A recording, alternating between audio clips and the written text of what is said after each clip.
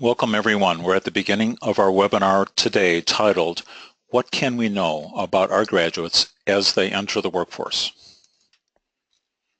Let me tell you some details of the webinar. On this webinar, you'll be in listen-only mode using your computer or phone or whatever audio device you have, but please ask your questions via the chat window. You will receive a link to the recording and to the slides as well.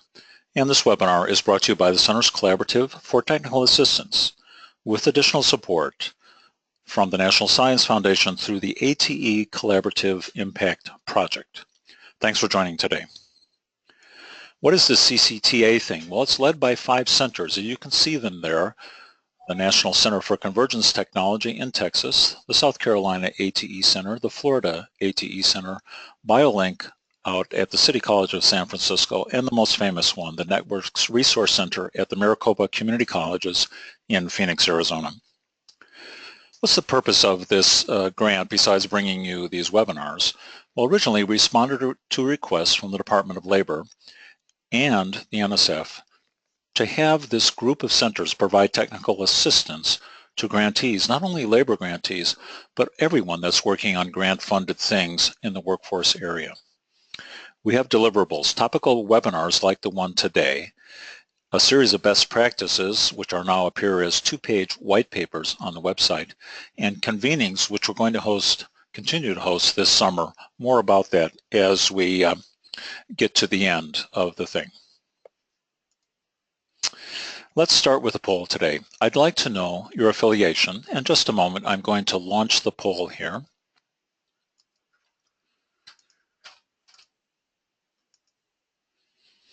There you go. On your screen now, it asks you to respond. I'm involved with an NSF grant.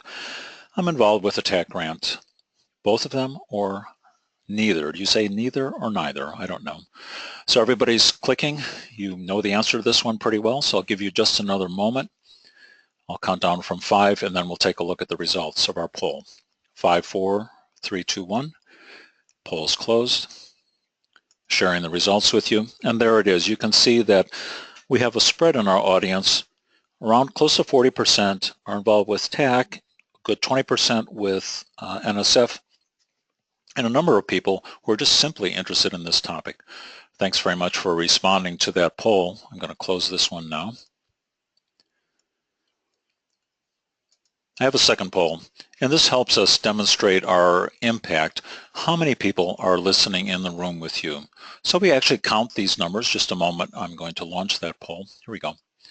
There's on your screen. Is it just yourself, or are there a couple of people with you? Sometimes here at our own offices, we get together at lunchtime around a conference room and project the webinar up on the screen. We like to do things like that. So thanks very much for responding. I'll give you just another moment, and then we'll take a look at those results, and then we'll get started today. 5, 4, 3, 2, 1. Closing the poll. Sharing the results with you. And you see most of us, of course, are by ourselves, but a fair number that have 1 or 2, in some cases more, sharing this event with each other. Thank you. I've closed that poll. On to the webinar. That helps us demonstrate impact to our presenters. I'm Mike Lasecki, the guy on the left there. I'm the director of the Maricopa Advanced Technology Education Center in the Maricopa Community College District. I work on our workforce development unit, and I'm a principal investigator on an NSF grant and heavily involved in several of the TAC grants. So that's my pleasure. Let me introduce my colleague, John Carice. John, you're the director of San Francisco Bay Center of Excellence for Labor Market Research. John, is that at City College of San Francisco? Do I remember that correctly? Yeah, that's correct. I'm hosted at City College of San Francisco, but serve the 28 colleges in the Bay region of San Francisco with labor market research. John, how long have you been in that position? I think I'm in my 18th year, Mike. Oh my God. Getting close to 20. That's great. Thanks today. I'm saying this somewhat tongue-in-cheek, but we're going to have a competition between Arizona and California to see who knows the most about our graduates. And I'm going to give away the answer. It's California, but we're going to find that out in a few minutes. Thanks for joining today. John, this is what we'd like to talk about, right? Here's our agenda, folks. Why do we want to know this information? I know many of you know the answer to that. But this is important. What can we know, number 2, and how can we know it? John, I want us to dive in and look in depth at first pilot attempts at the Maricopa system here in Arizona. And then we're going to turn to you to talk about your CTE OS, the outcomes survey. Now, and I think it's its 5th year, right, at the California Community Colleges. Right. So you've got some real data there to back up the sort of things that you're saying. Let's roll right on here. Now, why are we doing this? I know all of you understand this, but I think about this question too. Why? Are our CTE students employable? We'd like to know that. Do they find jobs in the field in which we train them for? Well, that's pretty important, right? Especially when we talk about these regulations that allow us to show that to our students. And then in the ideal world, do they see an increase in income? What do you think of those whys? John, do you agree with that? I do, and you know, the way we look at it in California, Mike, really one way to think of it is we want to know, was the program worth it? And are we justified in offering it because we're using taxpayer dollars, and those we want to invest those dollars wisely and be good stewards of the resources and the funds for career technical education. So basically that's why we're doing it. That's what I think. Makes sense. Makes sense. And I think all of us on the line are going to agree with the whys here. But let's move forward and ask, okay, what do we want to know? What do we actually want to know about this? Well, here's some ideas. And for those of you, as you think about constructing your own surveys or looking at your own surveys, what is it about the program that students value and why do they value? That's a critical piece of evidence that we can use. Here's another question. What's our market for this program? All of us are concerned about attracting students to our program. Every community college in the country wants to attract students to their program. So by doing this, by knowing what happens to our graduates, we can answer this question. What students are we trying to recruit into the program and why? Where do they see the value so we can market to that value? Here's another one. How much do students earn after graduation? And what factors can this be attributed to? Hopefully they're going to attribute some of that wage gain to their skills and knowledge that they obtain from our system. Here's another one. How does our program compare to similar programs in other colleges in terms of employment and earning results? Right? We want to measure the efficacy, the worth of our programs. And if we do this and compare them to others, you know this old saying, what you can measure, you can improve. And so this is one way of looking at it. Okay, what can we know? Now this first one I'm saying a little bit tongue-in-cheek, John. I'm saying what can we know? Well, what the graduates tell us is what we can know. That's one level of information. The second one's interesting. What the government will tell us about them. And we're going to turn to that in just a moment. And today, the whole world, it seems sometimes, is social media. But what social media or other tools that exist might say about graduates today? Excuse me, this is a very rapidly changing area. Things are changing just in the last few months about what social media and data mining can tell us about our graduates. All right, so that's the what. How can we know it? Well, everyone on the line say, look, you can send out a survey by email to your graduates, right? That's sort of a, I don't mean a knee-jerk response, but it's an obvious response. Send them a survey. Many of you know that the survey rates on efforts like that aren't particularly high. So what can you do about that? How can you increase that? Number two, you can do a phone survey. That's going to give you a different perspective on your students. Sometimes I think that those who respond to emails are only the ones that have done well. Of course they want to tell you that they've done well and they'll click on that survey link. But you have an opportunity to talk to someone by phone. You can really gain some information. Number three bullet, use Department of Economic Security, that's what we call it here in Arizona, data, and many of us know it as UI, unemployment insurance, wage data. Fourth one is probably the newest kid on the block, certainly just within the last year, Mind Social Media. I'll tell you a little bit about a service provider like EMSI. There'll be an Amazon gift card for the first person to tell me what EMSI means in the question window. I'm just joking about that. Actually, forget their full acronym, but many of us know them as a provider of workforce-related data. Well, they now have a service that aggregates information from the web, from social media, and matches our student names to information about them available through social media. More about that in just a second. Mike, I want to get the gift card. It's Economic Modeling Specialist International. I knew you were going to know that one, John, but I'm sorry, you're not eligible for the gift card since you're the presenter today. So okay. Thank you. Folks, don't hesitate to use the question window as questions or thoughts come up to you about this. It's in the lower right of your pane. Okay, so thanks, John. EMSI. Let's turn now to my world here in Phoenix. The Maricopa Community College is one of the largest community college districts in the country. We have 10 colleges and 2 skill centers. We serve close to 200,000 students every year. Now, I was involved with a project funded by the Walmart Foundation that focused on moving low-income adults into middle-skill jobs. Many of you know this term, middle-skill jobs. As we looked at the KPIs, right, the key performance indicators for this grant that were set up right from the beginning, the indicator was, what was the employment after the intervention, after the students went to our program? Within that 6 months of their completing, what was their employment like?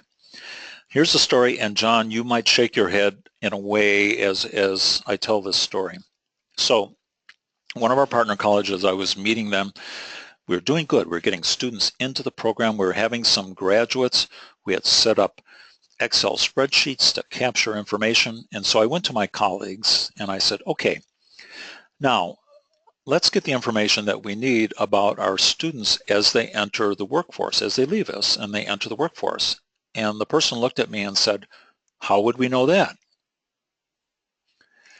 There was a silence in the room on my part after that because I realized how naive I had been. I had just assumed that our colleges had stuff in place. We were tracking this thing. Individual faculty I talked to had a lot of information about their students. They connected with them and they knew what companies they were working out, but it turns out that's much more the exception than the rule, and I think many of you will agree with that. So how would we know that was the question. So here's the approach that we took. We created our own call center, and I'll call this create your own call center approach. Here's the approach we took, and I'll show you the results from it. We had a database of the students and their contact information. We knew which programs they were in. We had emails. We had telephone numbers if they would give them to us. So we actually had the information about the students. Now, as many of you know, sometimes their emails change, but we had a variety of ways of trying to get them. We decided we would use the call center approach. So we hired a student worker here, just a great, really focused person. We scripted the call and we tried to limit it to 5 questions because we knew we wanted to keep that limit down. Now we're on the phone. We started the calling process. It turns out the students actually wanted to be asked. They appreciated someone from the Maricopa Community Colleges asking about how it was going, how they did after their programs, how is their job search going. And the students would often talk to us, and our person running the call center was a very careful note taker, and there was all kinds of information that came back from the students that reflected upon the quality of the program, reflected on their jobs. And we asked them to give us an employment range where you think you were making somewhere between $25,000 and $30,000 a year.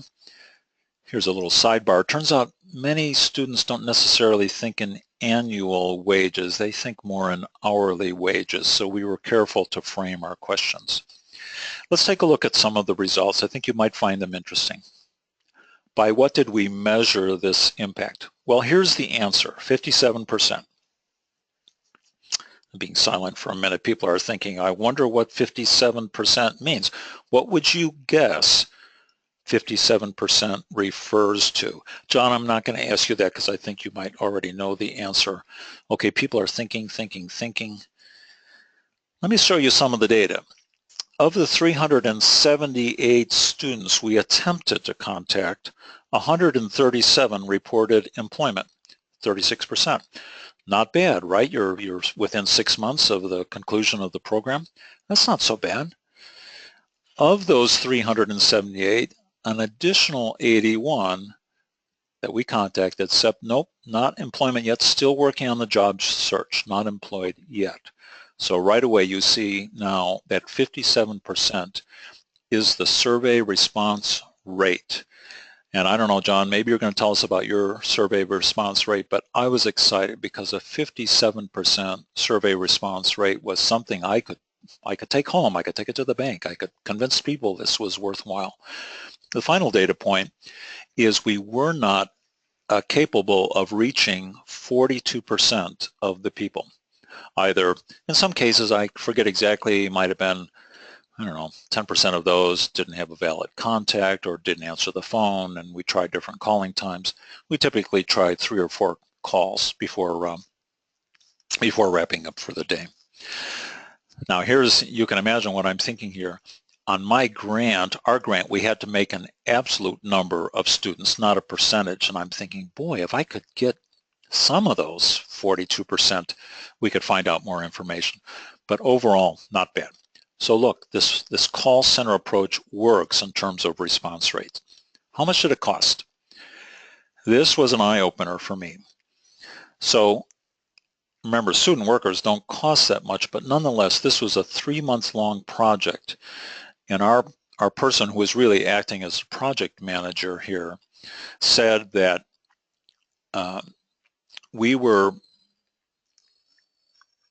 she really spent the time it took to outline the project here and do a lot of the groundwork, not just the calling, but structure the database and then structure the data capture, and all that was done. So if we had to do this again, all of that front-end time wouldn't have to be paid for again. But the fact is, over 3 months, we paid her, including benefits, $7,000. And if you look at those numbers up there, she was able to talk to 218 people. Bottom line, $32 per data point. I can just see us going to our supervisors and saying, give me $32 and I'll give you, per student, I'll give you a contact. And they say, man, that seems like a lot of money. It may, but let me show you some comparison. And now before we move on, let me respond to one question, and it's an important one. Did we try to contact students by text? Well, today you need overt permission to contact them by text, and we didn't at the beginning set that up. So we didn't use text messaging. I think if I was to do it differently today as I was enrolling these students, I would put in the text message aspect. Thank you for that question. I think you might find this fascinating. If you're going to do this yourself, this would be useful. So our program editor said a successful call averaged 8 minutes. An unsuccessful call, that is placing the call, leaving a message, averaged 1.5 minutes. Therefore, in 1 hour, she could make 4 successful calls and 20 unsuccessful calls. Think about that. That means if I asked her to contact 250 people to actually talk to them, she was going to say, Mike, that takes me 67 hours. It just gives you a sense. Now, a student worker, if you had to pay them on an hourly wage, it wouldn't be bad, 67 hours. But remember, there was all that front-end time and setup time and analysis time and data manipulation time that was bundled into this. So I tried to give you a realistic data point. All right, so you got it. So we're capable of doing this ourselves. It's not difficult, but you do have to pay attention. Point number 2, Maricopa Community Colleges. Pay a call center to do this. Instead of doing it yourself, pay somebody else to do it. So Blackboard, and yes, I mean that Blackboard, also has a call center function, and they will conduct a graduate survey engagement campaign. You have to tell them the information about the survey, right? You've got to give them the survey, and then they have a mechanism by which all of this happens and it goes into place. Let me show you some of the data from the Blackboard campaign, and you can see the data on there, right? Just September of 2016, so it's just happened in the last 3 months. Here's some of the data. Turn your eyes to the upper right. We attempted to contact 2844. You see that number on the upper right? 2844 graduates.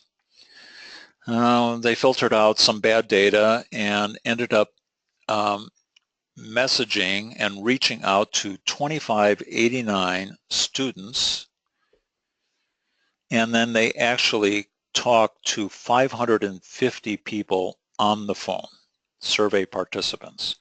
So there was a mixture of data on this particular one, but they ended up actually talking to 550 students. And look on towards the left now, 19% of those dialed resulted in a completed survey.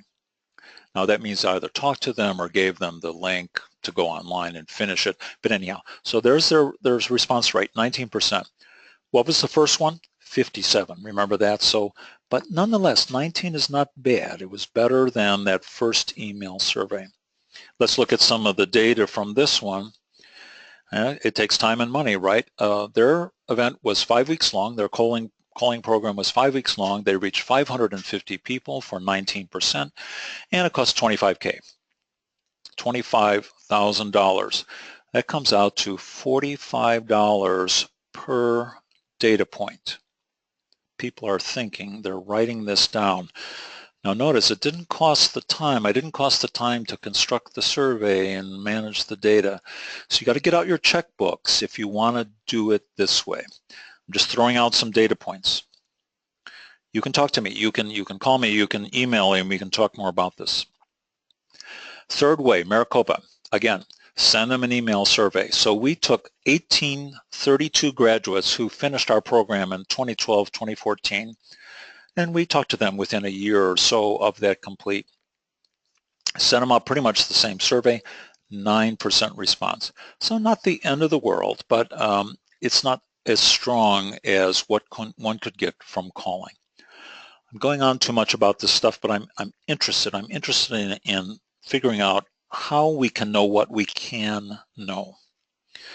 Let's turn to the next method, which is ask the government. I was going to put a picture of our president-elect here, figure we should ask the government, but I was advised that I shouldn't do that. Anyhow, ask the government. I took this screen from a PowerPoint that I found online, and please turn your eyes down to the bottom of the screen. If you want to find this information, go into Google and type in Mindy Feldbaum and Tim Harmon. And this pops up. It's titled, Using Unemployment Insurance Wage Data to Improve Program Employment Outcomes. Great title. Technical Assistance Guide for Community and Technical Colleges. In our time today, we could probably, John, we could do a whole nother webinar on this UI wage data. But let me turn to you, John. I'm going to click to the next slide. Why don't you give us some reference information about your experience with UI wage data? We're not going to focus on it today, but I do think it's useful, you giving us this data.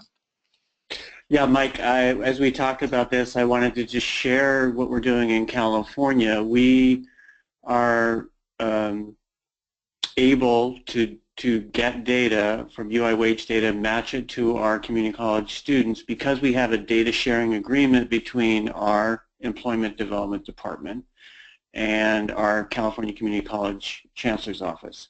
So that data sharing agreement allows us to create that match with UI wage data for our graduates, and then we created a tool called Salary Surfer. You can see it in the slide that if you click on that link, you can actually look at by general areas of study in our college system how students are doing, and we give you 3 data points: 2 years before they started training at the college, 2 years after, and then 5 years after. Now this is aggregated data across all of our colleges, and we have 113 community colleges in the state of California. But it's our attempt to use the UI wage data in a meaningful way to try and learn from what's happening to our students when they leave us. Good, that's a good point, John. You know, in our question window, there have been several questions about this UI wage data. Let's go ahead, and I think we're at a stopping point where we can take some of those questions right now. Folks, please go ahead and put your questions in. John, here's the first one that came in, and I'll turn to you about it. What is UI wage data, and is there a time lag? Or how do you get it? I mean, how does it work? Why don't you give us a little background? Well, it's unemployment insurance data, at least in California. I think this is pretty typical across the states. We all pay unemployment insurance out of our paychecks as workers, and that goes into a fund. So if we're ever unemployed, that's the fund that's drawn on to get unemployment benefits, unemployment insurance benefits. So is there a lag? Some of the technical questions about it, I'm got to say I don't know all of that. There are certain gaps though in the data that I do know. So if you're a federal employee and you're not in California, you know, you're, for example, we're not going to collect, we don't have data on people out of state. I believe federal employees, also unemployed, self-employed folks. So those are some of the gaps, and the data doesn't tell you everybody that's out there working, but it does give you a big chunk of the working population. So that's my best answer to that. That's good, thank you. You know, in Arizona, and I think there's other states, it's not perfect. I believe you've had UI wage data access for a number of years, right? Right. Yeah. So I'm not sure how long that data sharing agreement's been in place, but we've had it for a while. And here in Arizona, and I know other states like Massachusetts as well, have struggled to establish data sharing agreements. Ours is close to being finalized, but to tell you the truth, it's not there yet, John. So it's an interesting topic. Let's turn now to one other question. We were asked a number of things about this EMSI thing. You know, how does that work? Well, I'm not an EMSI representative, and I don't get any compensation for saying this. I'm joking about that. But as I understand it, you send them a list of your students, let's call it 6,000 students, and they send out their search algorithms. They look at Twitter, Facebook, LinkedIn, Snapchat, etc., and they try to match names and occupations, you know, of where people are working and things like that. So they give you raw data, and then they give you an option for some data analysis as well. As I understand, they're just rolling that out, so it's pretty new in that sense. Yeah, so, Mike, as you talk about, to me, it is so new that I use EMSI as a data tool a lot, and that's something that's was new to me. So, yeah, really exciting. Okay, cool. So we'll do that. I'm just noticing one of the comments from our window, from our question window. In Florida, the State Department of Ed provides aggregate data, but it does lag quite significantly in time. Here's a question. Are the California schools getting more updated wage data information? Do you know the time lag, or maybe you're not quite sure of that, John? I really don't. Yeah, I'm not sure what the lag is. Okay, cool. And thank you for other ones who have said it, and just as a thing, on this particular interface, you don't get to see everybody else's questions, so I'm sorry about that, but this one doesn't display everyone's questions, so you just got to throw them in yourself. Okay, John, this is exciting. You can tell I'm jazzed about this sort of thing, but what I'm really interested is now turning to a poll question, because I want to ask a question from our audience. So just a moment here, let me pull it up. There it goes. I'd like to know, audience, have you tried email surveys, phone surveys, alumni-based social media? Well, John, I better turn on the poll if I'm going to expect them to answer here, so just a moment. Okay, here we go. Now we've launched. Okay, folks, hit that button. Have you tried email surveys, phone surveys, alumni social media-based UI wage data, or none of the above? You've probably done some combination too. John, a lot of people are putting in, while they're doing that, One last question. We'll just leave that poll up for a moment.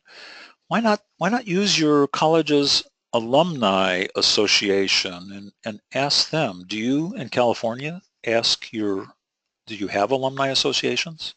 Yeah, I think some community colleges do, Mike, and I think that they do use that resource and tap it. I don't have any specific data on that, on the outcomes of those projects. It's not anything we're doing statewide, but it's certainly something I think local colleges do. It's a great idea. You know, what we found here is that in general, community colleges, they don't really necessarily have strong alumni efforts like four-years do, right? That's more typical for a four-year college. And those that join the alumni group are a relatively small segment of your graduates. That's what we've found, so I'm not sure about that. John, let's take a look at the poll. Let me close the poll. 5, 4, 3, 2, 1. Hit your buttons. Look, it's closed. Let's take a look at the results, John. I don't know if you can see them on your screen, John, but email surveys, 42%. That doesn't surprise me. Phone, only about a fifth of people, about 19%. A few people doing social media, alumni, 8%. UI wage data, more than I thought, John. 16% say they use that. Yeah. I think that's pretty common on TAC grants to try to get that information because it's really one of their key performance metrics.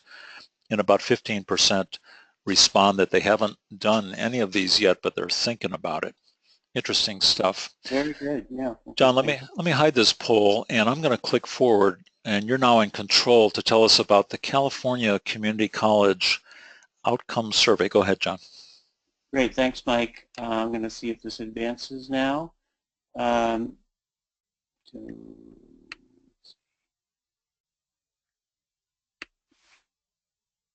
Mike, could you do that for me as we go through? Hold on just 1 second, John. Let me make sure I have that over to you. Folks, hang on for just 1 second. Okay, John, I'm going to turn over to here and make sure that that feature is turned on for you.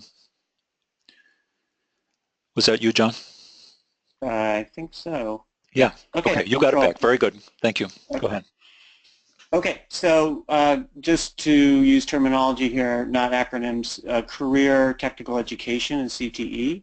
So in California, I'll go through this rather quickly, and at the end I'll show you how you can get more information about what we're doing in California related to finding out about what happens to our students. So here's the background. We piloted this 5 years ago with 15 community colleges starting in 2012. Let's see, Mike, let's see, you might need to do this, Mike, it's not responding for me. You could advance, yeah, perfect.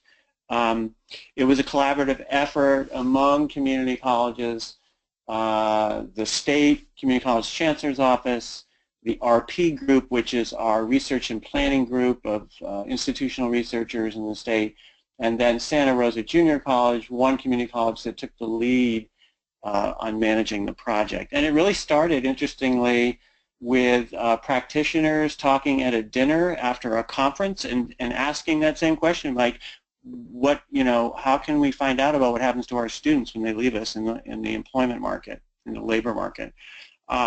One college at that dinner, one person, Rock Fotenhauer from Cabrillo College, was really a leader trying to figure out that question for his college, and they had been working for several years doing what they called a completer leaver survey. I'll get into that terminology in a second.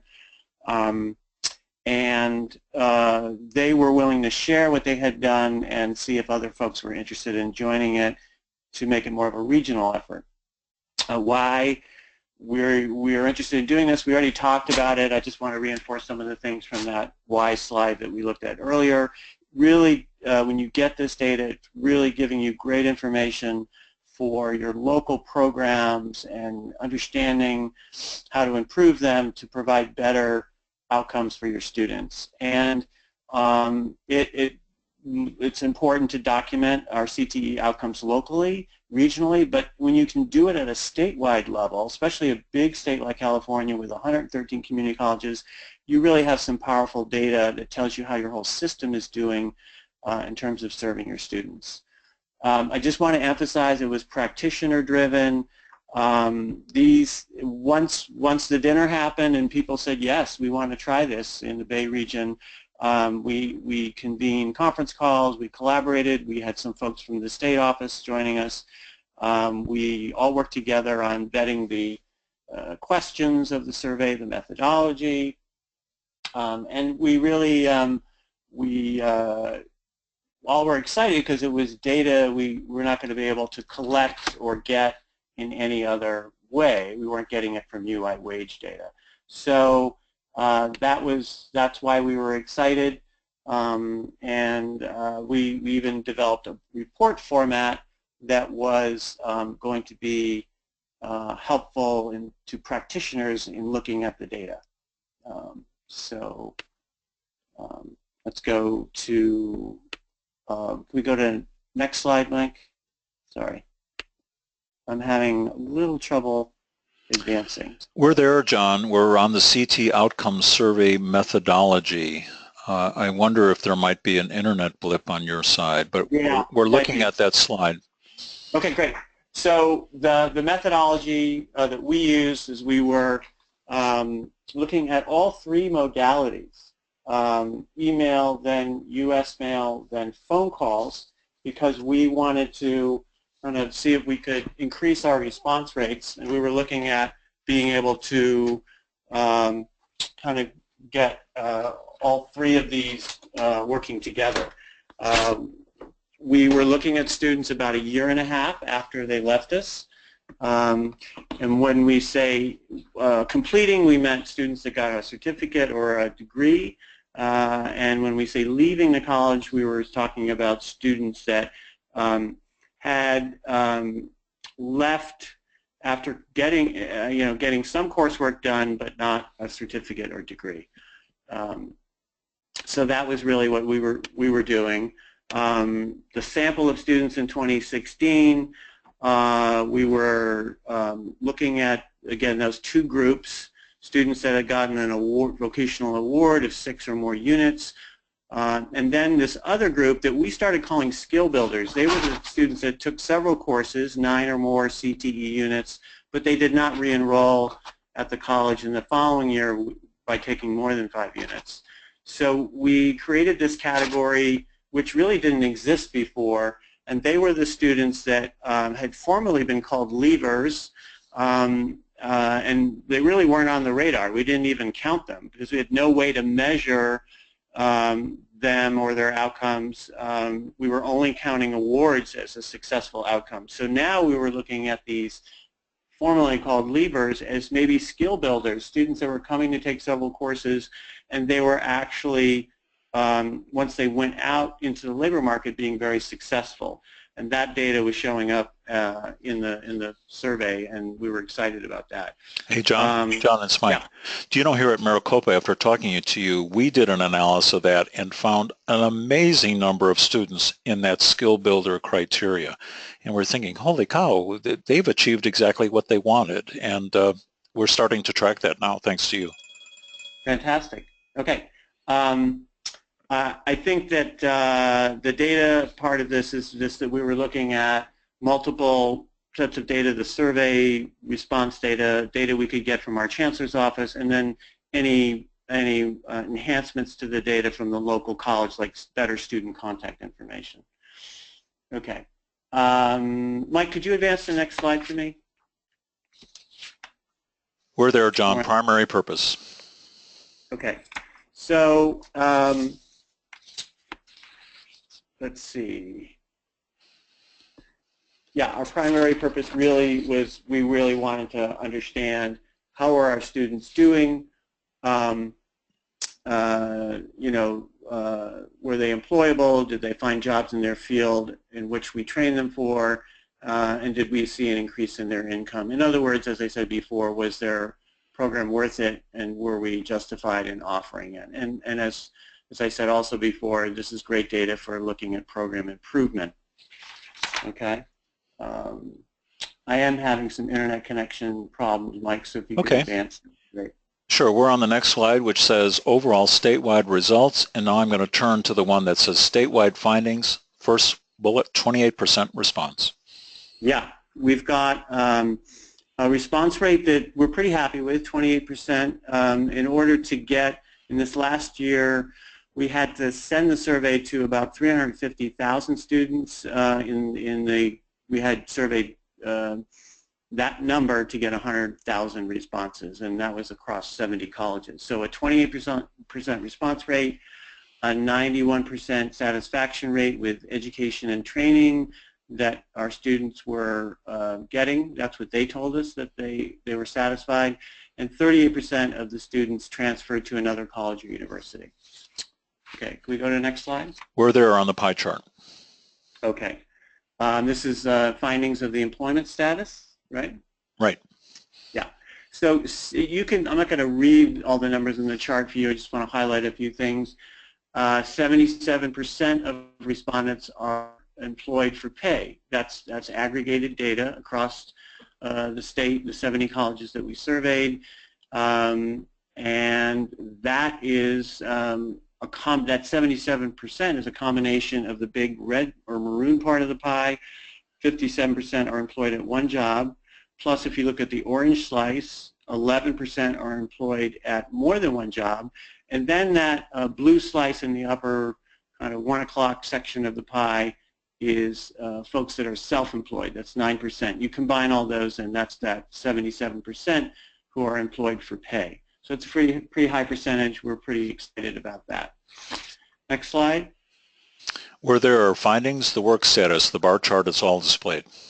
Yeah, the findings here, again, I won't read all of it to you, but we break out the employment by full-time status, and then two looks at part-time status, 20 to 39 hours per week, and then less than 20 hours a week. So you can see, I'll just talk about full-time right now, but the blue bar is before training, and the after is after they've left the college. And full-time students working 40 hours a week or more went from, looks like about, 37% or so, up to about 50%, a little over 50%. So that's exciting to see that growth in students who are who are working full time compared to before. Right. So we go to the next slide, and you can look at the part-time results as well. So on this slide it says working in the field of training. A majority of the students, 69%, that their job is in their field or close. Right. So the way you can look at the bar chart, and you can see in the same pretty much exact field of study, 45% were employed when we surveyed them. And we asked them also, were they employed in some area close to their field of study, in the general field of study or close to it, and 24% said yes to that. And so when you combine those two, you get the 69%. And that made us also feel like, well, our students are going out and getting jobs in the areas which they were studying in, and that's actually really positive data. Okay, next slide, please. Wage increase, John. Yeah, I think this is maybe the most exciting and compelling data that people keep coming back to in California, because they can use it in so many different ways. It's showing that the hourly wage of respondents increased 41% from their wage before their studies to their hourly wage after studies, right? So you can see those numbers, about $17.62 on average before, and then $24.87 after, and that is a 41% increase. And when you're talking about trying to show impact, that's a very powerful and compelling statistic. We agree with that. I wish I could claim those numbers here. We might have them. I just don't feel at this point I have enough data that I can be as strong as you guys are here. Yeah, and again, this is statewide data. Remind people from this was last year's data. 70 community colleges participated across the state, and that's about 100,000 students that we're surveying. So it's a lot of data. Cool. Can we go to the next slide? Yeah, now we're going to look at your results from the past 5 years. On the first slide, it's got two y-axes, one that's showing your response rate, and on the other side shows the number of colleges participating. Exactly, yeah. So If you look at the blue bar, that's the number of colleges participating, and you can see the pilot year where we just got together in the San Francisco Bay region after that dinner and created a pilot project. We had 15 colleges participating. And then you can see the bars growing in those next 3 years up to 40 in 2015. And then as you can see in 2016, we kind of reached, I think, a tipping point where we had people learning about this project and getting excited about participating in it.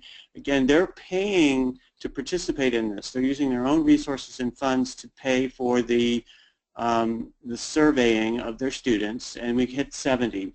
And colleges that, it's not on this slide, but I'll just tell you the colleges that use all three modalities, the email, the US mail, and then the phone calling, had the biggest response rate. But on average, you can see that the response rate in 2016 was 28%.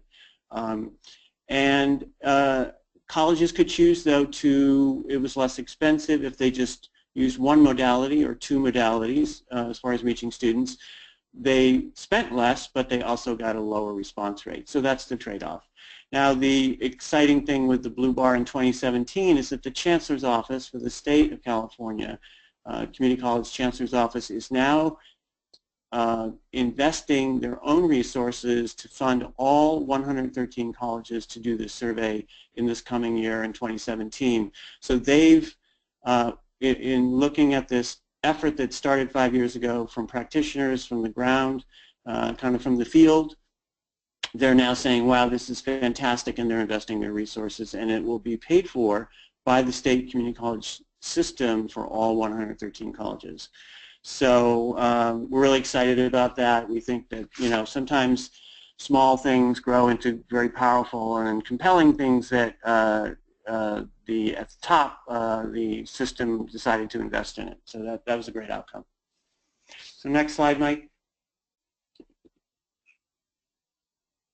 Okay, John, we see now your number of students survey, your last bar is the 2017 estimate. It's a pretty big number. Yeah, that number is 150,000. To take that and go backwards, we estimate that we'll be able to survey 150,000 students going with historic response rates that we've looked at in the past. They may dip a bit. That's the estimate when all 113 colleges are participating. You can see last year with 70 colleges participating, we had 100,000 students that were surveyed. And yeah, you can see how it grew over the 5 years. So next slide. Okay, we're on the employment status with your multiple stacked bars. Right. So there's a lot of data on here, and in the interest of time, because I think we want to probably get to some questions and wrap up, the orange bar is just telling you the students employed at one job. That hovers right around that 60% line. It was 57% in 2016. The brownish bar is employed at more than one job. That's hovering right around at, you know, just below 10%, right around 10%. And self-employed also that's the green bar. That's hovering around 10%. So those three combined are the kind of the folks that are leaving our system that are employed. And you can see the line that's telling you the percentage of our students that we surveyed that have transferred to another college or university, and that in 2016 was 38%. So a lot of data there, but you can look at that. You'll be able to go back at these slides and kind of take a closer look at that on your own as you would like to, if you're interested. Next slide, Mike. Okay, we're there. The fraction employed in the field has been pretty consistent since 2012. Absolutely, yeah. It's hovering right around, you know, it's in the high 60%, just shy of 70%. So 2016 it was 69%, but it's been right around there in that 66 to 69% range over the 5 years. Yeah, so people are employed in their field. Again, that's something we're really pleased with.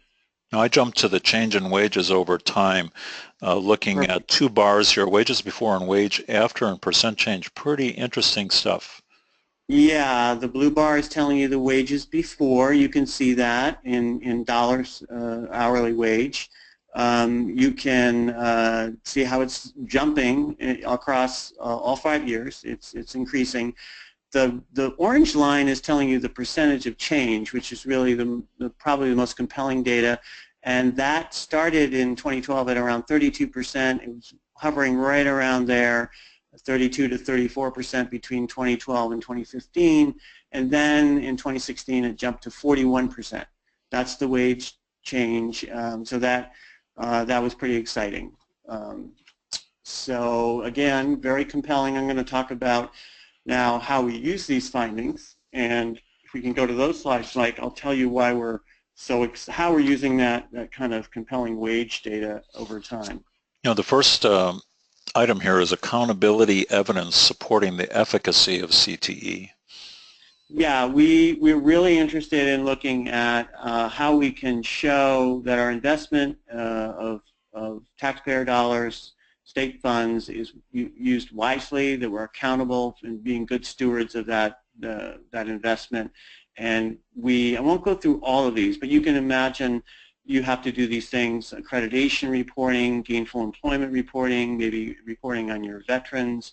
The CT Data Unlocked point is our Launchboard tool. It's our internal tool in California for making student data available to practitioners for decision making. And that's a pretty exciting tool to make data more transparent and available to practitioners. But the promotional information and how we can underscore the value of CTE is, I think, one of the outcomes that's been very exciting about this project, where you can report at a college level. You're getting data from your survey about how your CTE students are doing. You can report that out to the community, to your internal staff and faculty, and also you can market for prospective students, to parents and prospective students, the power of CTE programs in terms of giving students successful outcomes, employment in the labor market, and wage gains that are very, that are hard to argue with. I mean, that's a great return on investment when you're getting a 40% wage increase. The program review and improvement data, again, I mentioned this before, but just won't talk about every bullet. But students, by reporting this data back to us, are really giving us a signal about how well our programs are doing. And should we be modifying or renewing programs to make them more relevant to employers and industry, or should we even discontinue a program because the outcomes are really poor and not very, there's not much success being shown. So using the data in this way to drive decision making, I think, is a really important point. Using it with advisory boards to drive discussions among the advisory boards and the faculty at the college about how to guide the program in the future and to make it relevant. So next slide, Mike. I think we're wrapping up here with me. Is this for more detailed findings? We're there, John, and your timing is perfect. Okay, great. So I just want you to know that there's great resources and information about this whole project, about California's CTE Employment Outcome Survey. At that, you can go to that link that's on your screen. You can find there, when you get there, you can find frequently asked questions about the project, the actual survey tool we use, interactive data visualizations, and this is a way you can see data displayed about the statewide surveys, but also some of the individual colleges have their data there. And it allows you to select different ways of looking at the data so you can focus on what you're most interested in. One very popular way is to look at not all of the data, but just the program of study and finding out how students are doing in a particular program of study. So you're kind of slicing the data that way, and you can see, well, maybe how are your health science students doing in terms of wage gain and employment and the other metrics. So very important resources there, and you're welcome to go and click on that and find out more if you're interested. And then maybe next slide, and that'll be my last one, I think, Mike. We're there, John, on the contact information. Yeah, so here you can see my contact info, but also kind of the general contact info. If you want to contact someone at the Santa Rosa Junior College who's managing this whole project, if you click on that link, you can go in the upper left corner of the homepage, and you'll see, I think, say contact us, and that will allow you to get access to folks there at the college who might be able to answer some of your questions. So with that, I'll stop, Mike, and turn it back to you. John, just perfect, perfect on timing and excellent information. I'm going to hit you right away with a question from our audience as I advance to the question pane here. Here's the thing. Have you done any reporting to the WIOA system, the WIOA system? They're looking for 70% of their, as an employment rate for their clients. Are you involved with that at all? Well, we are, and interestingly, in California, there was new legislation passed. It's called Strong Workforce Program legislation, and the governor has invested, governor of the legislature in California have invested $200 million in CTE education across all of our colleges in the state. But part of that legislation calls for us to work closely, very closely, using the same metrics about outcomes, student outcomes, with our workforce boards. WIOA is, locally we call them workforce development boards in California. So these employment metrics, some of them that we just talked about, are going to be the same for our workforce development system in the state and our community college system. So that is great, really, because we'll be using the same metrics and we'll be working much more closely with our workforce development system in tracking outcomes of our students at the colleges and their clients who they're serving to help get back into the labor force. Excellent, excellent thing. One more question as we're talking. When you show that data for California, you show the program people at 1782 going up to 2457 or whatever the exact number was. What's the minimum wage in California now? Oh, you're testing my knowledge of... I guess I could find that online. Yeah. Somebody can Google that for me and tell me. Yeah. But a lot of local cities have, $15 an hour. I'm going to look. I think it might be... I think San Francisco is certainly up there as one of the leaders. Might be climbing up to 12 in California, but a couple of our attendees say it's between 10 and 10.50 approximately an hour in California. Okay. So that's a reasonable answer. Okay. Thank you, attendees, for shooting. Yeah, progressing up towards 12 over time. Right. But that's what it is now. Yeah, 10, 10.50. Okay. All right. Here's a funny question, John. How did you coerce every community college? Notice the word I use there, coerce. Every community college in the state to participate in this. Well, I think it really, it wasn't coercion, it was results that compelled people to join this. And you can see in that chart where the number of colleges started at 15, it kind of hovered around 35 to 40 in the middle years, and then it grew to 70. And when it grew to 70, it was because people were, word of mouth is very powerful. We're all at conferences together twice a year, and people were saying, wow, this is great data, and it was getting people to voluntarily join the project and do it with using their own resources. I want to emphasize that. It wasn't until this year now in 2017 that the state chancellor's office system is funding it for everyone. So people were doing it on their own. It was a marketplace, really. It was kind of being driven by colleges seeing that it was a good investment of resources and an important data to get. And so I wouldn't say there was so much coercion going on. Well, thank you, John. You know what? We look at our time. We're 90 seconds to go. We are so perfect on time. John, let me wrap up with a couple of announcements. Folks, here's the advertisement, right? If you like these webinars coming up, there are a 4-part series, and it all has to do about writing for money. You're going to write proposals to the NSF ATE programs. It's a special one. Some of your Department of Labor grants are winding down. I know some of the ones that we're involved with here are ending next September. You can see the dates, right? There are 4 grants. John, look at these titles: Starting Point, Grant Proposal Resources, Developing Stakeholder Partnerships, and finally, Tips for a Competitive Proposal. So those are all 1-hour events, and there's a unique opportunity on this one. You know, during these things, you don't get much of a chance to actually talk to people with your questions. So there's going to be a follow-up webinar with open microphones. You can see the dates below that allow you to ask more detailed questions. So, you know, following each of these. 1 week after the webinar itself, there'll be a call and answer session, in some cases with the head of the NSF's program in this area. So take a look. See, right at the bottom, atecenters.org, CCTA, that's us, Centers Collaborative for Technical Assistance. And by the way, join us in Salt Lake City, Utah, July 17th through the 20th. That's this coming summer for the High Impact Technology Exchange Conference, HITECH. That's where you're going to meet people just like ourselves talking about these sort of things, the latest innovations on the technical education side. The CCTA sponsors a after-event convening on Friday, July 21. On the conference website, you'll see information about how to log into that. Good opportunity to share best practices.